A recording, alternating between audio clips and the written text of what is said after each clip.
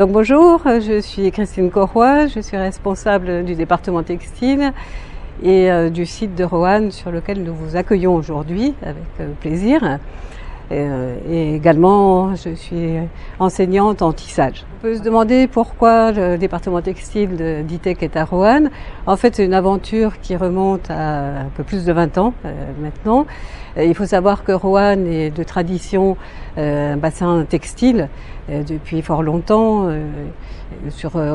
Encore aujourd'hui, on trouve quasiment toute la filière textile sur le bassin roannais, depuis la transformation de fil jusqu'aux produits finis, passant par le tissage, le tricotage, l'ennoblissement bien sûr, construction de machines. Donc bref, nous sommes dans un environnement industriel tout à fait favorable pour l'activité de l'école.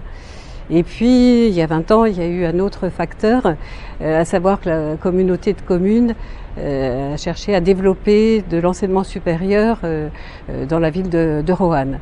Donc l'agglomération a ainsi sollicité ITEC à venir installer l'antenne textile sur Roanne. Et donc ce projet s'est concrétisé par le bâtiment que nous allons visiter, qui nous a été construit sur mesure par la communauté de communes. Et nous avons bénéficié également de subventions européennes et régionales pour procéder aux équipements de la plateforme. Et donc vous allez découvrir sur 1800 mètres carrés 5 ateliers et laboratoires, un atelier de tissage, un atelier de tricotage, un atelier de filature, moulinage et un laboratoire d'ennoblissement et de contrôle qualité. Voilà, donc ici nous sommes dans l'atelier de tissage avec un certain nombre de machines que nous allons vous décrire. La première d'entre elles est ce métier qui est un métier à insertion de la trame par jet d'air, un métier à 4 couleurs, en laise 190 et qui est équipé d'une ratière électronique avec 10 cadres du point de vue de la commande de la chaîne. Bon, pour l'instant, on est en 28 fils par centimètre avec une chaîne coton, mais bon, on pourrait imaginer de changer la qualité. Voilà, donc ici vous avez 2 métiers jacquard, chacun de 1200 crochets au niveau de la commande. Ce métier sommette qui est équipé d'un article soierie en 74 fils par centimètre, un métier donc à lance et pince négative et 7 couleurs en trame. Et en vis-à-vis, c'est notre dernière acquisition, nous en sommes très fiers, un métier à lance, à pince positive et 8 couleurs, et donc sur un compte en chaîne de 34 fils par centimètre. Donc avec une chaîne maquette qui nous permet de faire des échantillonnages. Donc nous sommes également équipés d'un métier en petite largeur, un métier ruban, donc à 2 têtes, jusqu'à 84 mm de laise, et équipé d'une ratière électronique avec 20 cadres pour le dessin et 6 cadres sur cam pour les lisières. Donc pour le tissage jacquard, nous sommes équipés de logiciels de CAO qui permettent de faire la mise en carte et puis le traitement des armurages. Bonjour et bienvenue à ITEC Roanne, je m'appelle Jean-Michel Boucher et je vais vous présenter les ateliers de tricotage, moulinage et texturation et de filature. Ici nous sommes sur un métier tricoté rectiligne de marque Shimaseki, donc pour le tricotage de panneaux structurés essentiellement pour l'habillement. Donc ce matériel est de type SRV 122 SV, c'est une jauge 7, donc 7 aiguilles pour pouce. La laise totale est de 48 pouces, environ 1220 mm. C'est un métier double fonture, double chute également, qui possède 8 couleurs de travail avec une sélection électronique et individuelle des aiguilles. Pour tricotage de panneaux structurés, il y a une CFAO associée pour la programmation de ces ensembles. Et actuellement, on utilise des fils numérométriques 228 en acrylique. Donc, nous avons ici le système de programmation et de création associé au métier rectiligne Shimaseki. Donc, c'est de type SDS One Apex 3.3. C'est pour essentiellement de la création de modèles de tricot, modèles de structure, modèles de motifs et tricot jacquard. Donc on va réaliser des échantillons virtuels en 3 dimensions pour des simulations plus réalistes sur la machine. Suite au métier rectiligne, nous sommes toujours dans la maille cueillie, donc tricot plutôt démaillable. Nous avons ici un métier circulaire grand diamètre de marque Terreau, essentiellement pour l'habillement, pour la fabrication de t-shirts ou de pullovers. Le type de machine est une UP 248 avec une jauge de 18 pouces. Le diamètre de la machine est de 30 pouces. Un métier double fonture avec 48 chutes qui alimentent ce métier. Production de tricot piqué en verre, double face, côte Richelieu, interlock, mini jacquard à 3 couleurs.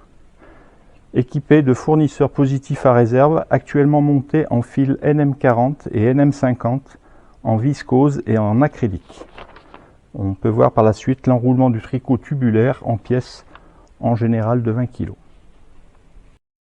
Donc ici nous sommes dans le tricotage chaîne, donc de la maille jetée, plutôt appelé tricot indémaillable. Donc métier Rachel de marque Liba, plutôt pour du tricot technique.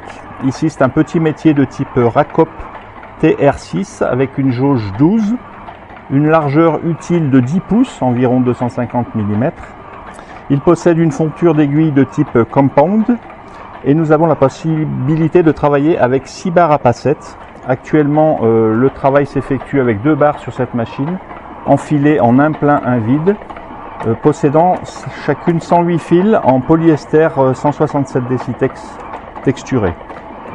Pour la commande de ce métier, nous avons une chaîne à maillons de 16 maillons. Nous sommes sur un barème 2 temps et nous pouvons réaliser des armures de type charmeuse, simple ou double tricot, satin, atlas à partir de maillons que nous possédons à l'école.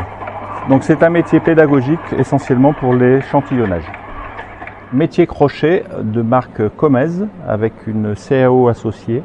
Donc pour le tricotage étroit, pour de la dentelle travaillée, de la bande, aussi bien rigide qu'élastique. Donc ce type de métier est un Acotronic 400 avec trame jacquard. Il possède une jauge de 15 pour une largeur utile de 16 pouces, environ 400 mm. Il possède 11 barres à passettes, dont 10 à commande électronique, plus une chaînette fermée de type gauche-droite. Il possède une fonture d'aiguille à coulisses et nous travaillons sur une chaîne à partir d'un cantre de maximum 600 bobines. Il possède une CFAO associée avec un logiciel Comesdro 3, actuellement en travail avec 40 aiguilles pour des dessins de travaux pratiques d'étudiants. Donc nous avons un banc de qualification de la pureté du coton de type Uster pour l'élimination des déchets du coton et pour la fabrication de mèches à partir de bourres de fil. Le type de machine est un MTDA 3S Roto. L'utilisation de fibres courtes, environ 5 grammes. Nous allons mesurer le degré de propreté du coton qui va sortir de ce matériel et nous allons mesurer le pourcentage de poussière ainsi obtenu. Donc ici nous avons une tête open-end Uster pour de la filature rotor. Le type de matériel est un quick spin pour l'utilisation de rubans jusqu'à 5000 tex. Les fils fabriqués sont en général NM28 à NM60 avec une torsion Z. 3 aiguilles disponibles sur ce matériel de diamètre 32, 34 et 40 mm correspondant aux longueurs des fibres. Mesure des paramètres dynamométriques du fil sur cette machine. Donc nous sommes sur une machine de texturation par fausse torsion de marque ICBT pour de la torsion et du traitement thermique sur des fils synthétiques. Le matériel est de type FTF 12E2, donc machine standard à 2 étages.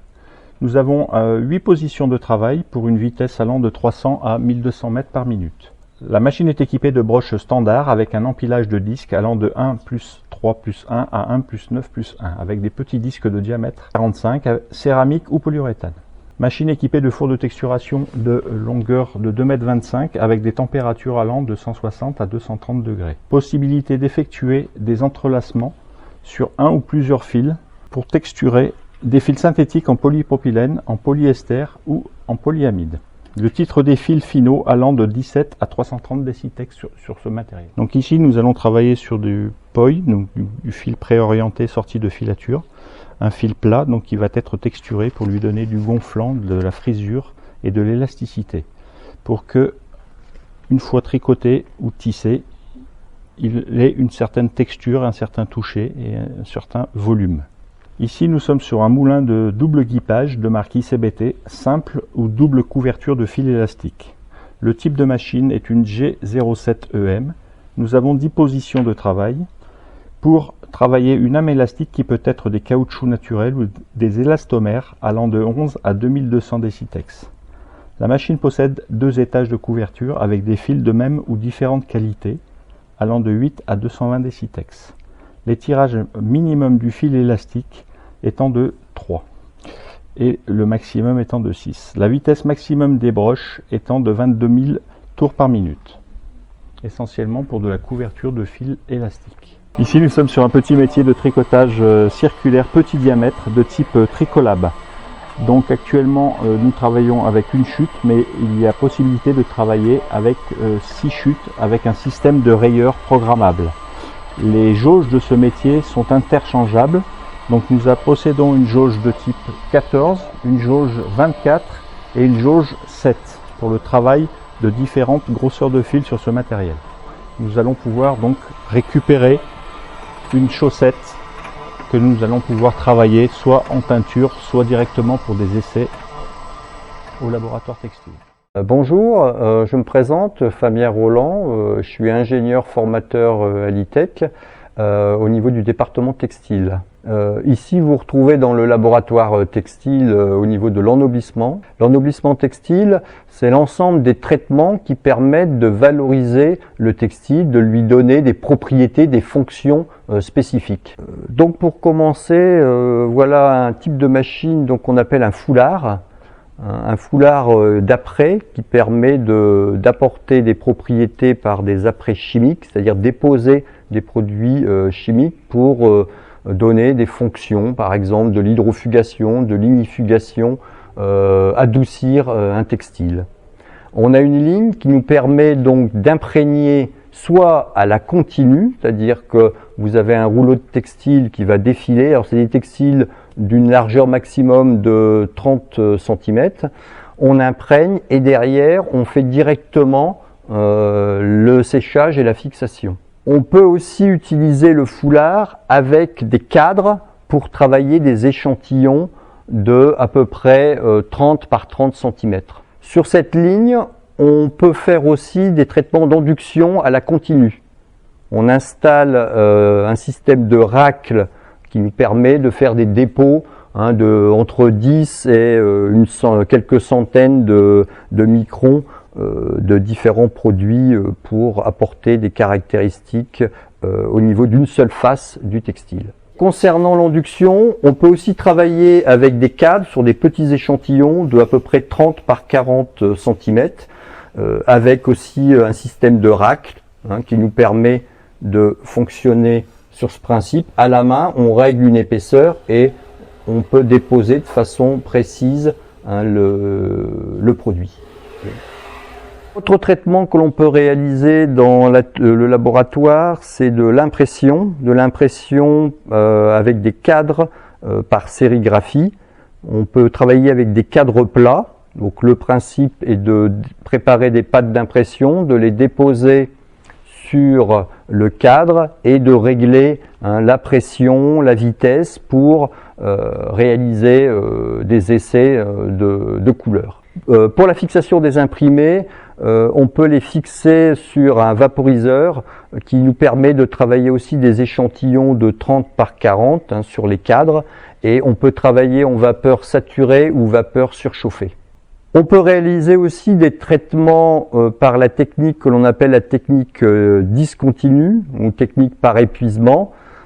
Par exemple, réaliser de la teinture ou des traitements de blanchiment sur différents types de machines. En particulier, on a un premier type de machine que l'on appelle un overflow. Alors c'est une petite machine pilote qui nous permet de travailler des matières à peu près 4-5 mètres de textile sur une largeur de maximum 30 cm.